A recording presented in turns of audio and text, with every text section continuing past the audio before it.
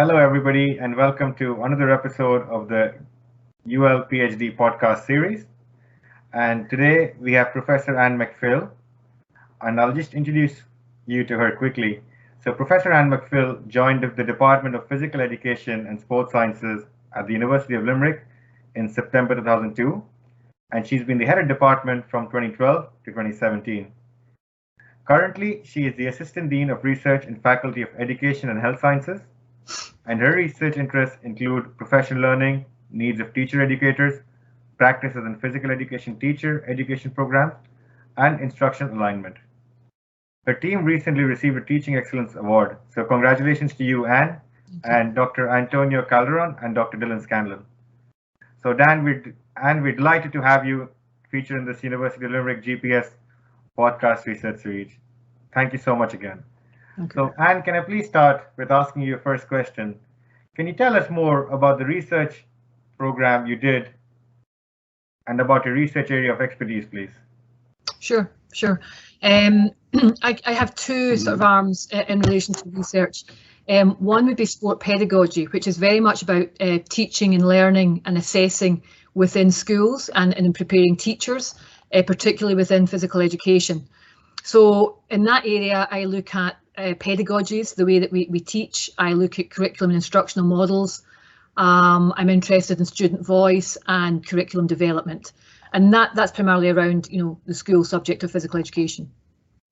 In relation to teacher education would be a second arm, and within that I'm generally interested in looking at teacher educators and their professional learning needs and the research dispositions that they have. And then also the positioning of teacher educators within, universities or higher based institutes or even schools as either academics and or researchers. So sport pedagogy is one area, teacher education is another, and both are linked through a third area, which would be physical education, teacher education, that brings both of them together. That's a very interesting field of research now, and I think physical education is something which is very essential to everybody. So that's definitely a great field. And following from that, can I ask you what attracted you first to your academic discipline, or how did this research interest stem from in you? Yeah, I always wanted to be involved. I always wanted to be a teacher, so I always wanted to be involved in teaching. And at the time, physical education was a medium through which I could become a teacher, or I wanted to be a teacher. And I hadn't really thought much about the academic route until I was in my final year of undergraduate programme, when the external examiner who reviews the undergraduate work had prompted me to think about being research active. So I was lucky enough to secure an appointment as a graduate assistantship, so very popular position in the US, where you work 3 days a week and then you research for 2 days a week. So that allowed me to teach and to study every week over a number of years. So I think that was really what took me into knowing that I loved teaching and I loved research, and that took me into the teacher education space. Oh, that's very good. So you were just mentioning there about how you were researching in the US, is that correct? No, I undertook a graduate assistant post in the UK, and the graduate assistant post is very popular in the United States, where they encourage people from undergraduate programs to have an opportunity to teach in the university while they're doing their PhD studies. Very good. That's very good. No, I hope. No. And just following again, so I'm sure we all look up to somebody when we're doing research or throughout our life. So have you had any role models, and what impact have they had on you, on your research, or even in life for you? And yeah. I have. I've had a number of role models, and interestingly, they wouldn't necessarily be role models for everybody. I think there's a certain connection and personality that helps with role models. And what I found in role models is they can be very different individuals, but what they tend to share is that they have an ability to increase your confidence, your ability to network, and even your thinking. And I find it interesting that I don't necessarily follow the practices of those people who were role models for me. I actually have found that I do things differently in some instances, but do a lot of practices that they may have done with myself also. But I think the one thing as well about role models that we don't necessarily spend enough time thinking about is the sort of unconscious or informal role modelling that a lot of people do in the space that we're in. So even just watching how people operate in meetings, through research projects, you can learn so much in relation to mentoring skills, you know, through everybody that we're in that interactions with. That's definitely correct, and like I'm sure people look up to you as well, your students and stuff, your role models to them as well now, and I get to learn a lot from you as well through this meeting as well right now, so that's very good. So just based on your research experience, and what would be your favorite aspect of research or research processes? I'm probably going to say the element that other people wouldn't say, and that is the writing. I just feel the writing, I learn, majority of my learning is done through writing, and in doing that you create a space in relation to trying to understand particular contexts and how best, you know, to communicate to an audience, and I love that space. It's not a chore for me. So people might choose, you know, on a Saturday morning to go for a 3 or 4 mile or bike ride or do some. I would love that 3 or 4 hours just to sit and to actually be able to write. I get anxious if I haven't, you know, had an opportunity to do that for a number of weeks. So I do have to admit openly that it's the writing piece that I really do love about the research. That's very good. I'm sure you'll be encouraging some researchers in UL to have a more go at writing now as well. I would hope so. To me, I dread from writing, so I'm very scared when I go writing as well. So no, I hope this finds it rewarding.